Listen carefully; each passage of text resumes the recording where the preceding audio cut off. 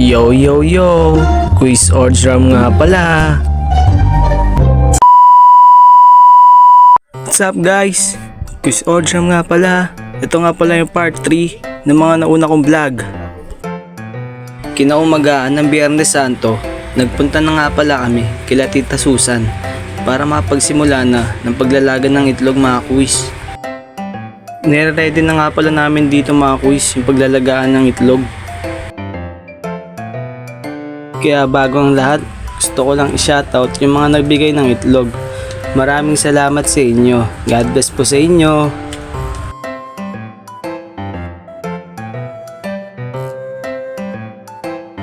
Dito mga quiz, pinapabaga na namin nung panggatong para makapagsimula na rin kami agad-agad sa paglalaga ng itlog. After namin ma-setup, sinimulan na rin namin agad. Sa paglalaga nga pala mga quiz, nilalagyan namin siya ng asin, pati na rin ng suka, para ang purpose nito hindi siya mabarag kapag nakulo. After makapagsalang ng itlog, waiting na lang kami sa pagkulo. After namin pakuluan ng mga ilang minuto, kumuha kami ng isa para i-check kung luto na. Luto na to. Error.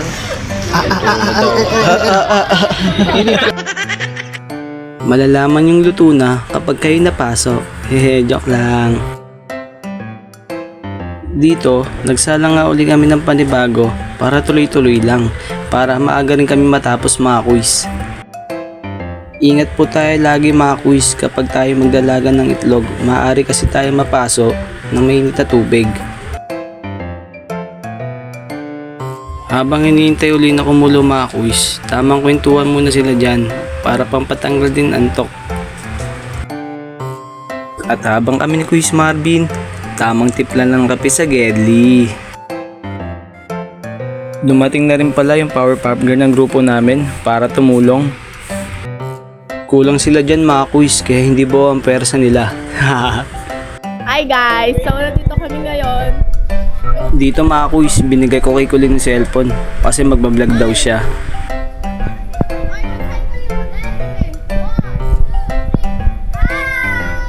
Hi daw sa inyo mga quiz. At may pahabol pang andila mga quiz. Sumilong nga pala muna kami mga quiz. Hindi na namin kinakaya yung init.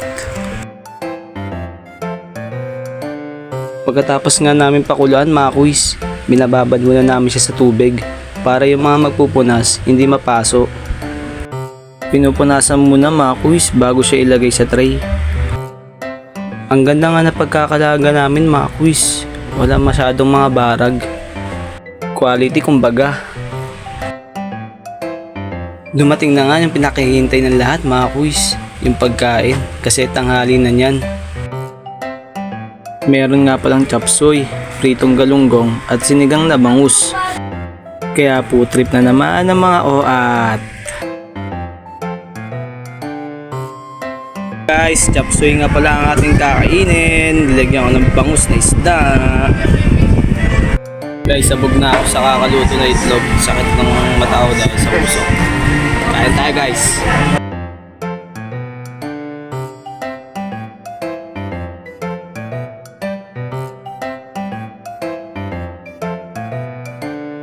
Pagtapos nga namin kumain mga quiz, back to the ball game na ulit. Tamang vape lang habang nagbabantay pasikat ka boy. Ito na nga lang yung tira mga quiz, mga bandang hapon. At ito naman yung mga nalaga namin mga quiz. 50 plus nga pala na trays of eggs yung lalagayin namin mga quiz. Dito mga quiz, susubukan daw ni Darwin with matching kilig pa. Kasi hindi daw niya na-try to sa talambuhay niya. Kaya pinasubukan na namin sa kanya mga quiz. Nagigigil pa habang naglalagay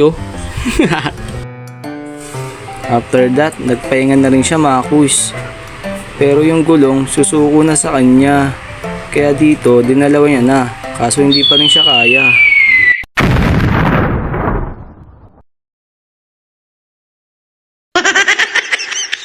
Ang telok mo talaga da. Dito mga kuis, patapos na kami, last na salang na. Kaya yung mga hindi pa napupunasan ng itlog, ako na rin yung nagtuloy. Kasi yung iba umuwi na rin kasi anong oras na rin para makapagpahinga na rin sila. Kaya pagkatapos magpunas, tamang pahinga na habang umiinom ng soft drinks mga kuis. Ayan lahat mga nalaga namin mga kuis, napakadami. Kinagabihan mga kuis, inayos na namin yung pagpepestuhan na pagpepaint na ng itlog para pagdating nila, magpepaint na lang sila.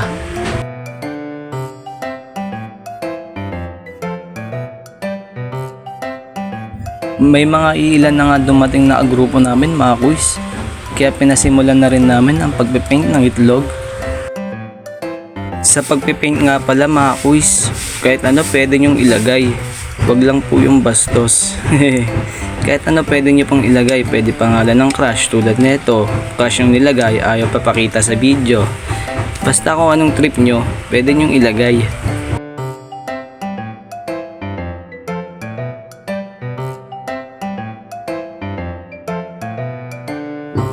Ito nga pala yung halimbawa ng pagpipaint ng itlog. Una kasi, kukulayin mo muna siya ng kahit anong gusto mo. Pangalawa, isasawsaw mo na siya dun sa may food color para magkaroon naman siya ng kulay. Para makoberan din lahat ng buong itlog. At unting-unti na rin pala dumarami ang mga nagpipaint mga kuis. Mapupuno na ang ating pesto. Kaya shoutout nga pala sa mga nagpaint. Maraming salamat sa inyo. Hindi matatapos to kung wala kayo. Dumating na rin pala yung hinihintay ko mga kuis, yung sopas. Agad-agad akong kumuha kasi nagugutom na ako niyan mga kuis. Yung mga itlog pala na nabarag mga kuis, hindi nasasayang kasi ginagawa namin siyang palaman, egg sandwich, para makakain pa rin. Ayun nga pala yung epekto pag kumain ka na bugok na itlog. Joke lang. Patapos na nga rin pala kami dito mga kuis. Kaya konti na lang din ng mga tao. Ito nga pala yung before. Ito nga pala yung after. 'Di ba? Ang ganda ng transition. Pagtapos nga pala pintahan ng mga itlog mga kuis, iniisa-isa ko siya para makita ko kung may barag o wala, kasi pinag-iwalay ko yung may barag sa wala. Kasi mga kuis, kailangan natin malaman kung may barag para hindi na siya mahalo dun sa mga goods pa na itlog. May tendency kasi mga kuis, kapag nahalo yung barag, maaring mangamoy, pati na rin yung mga all goods, mangangamoy na rin. Kaya dito pa lang, sinecheck talaga natin maigi mga kuis. Bago nga pala matapos itong video, gusto ko lang pasalamatan yung mga tumulong simula part 1 hanggang ngayon part 3. Maraming salamat sa inyo guys. Kaya hanggang dito na lang ang ating video. Maraming pong salamat sa panonood. God bless you all. I love you all. Mwah. Huwag pong kalilimutan na i-like at i-share. Paki-follow at subscribe na rin pala ako sa mga social media account ko. Yun lang. Peace.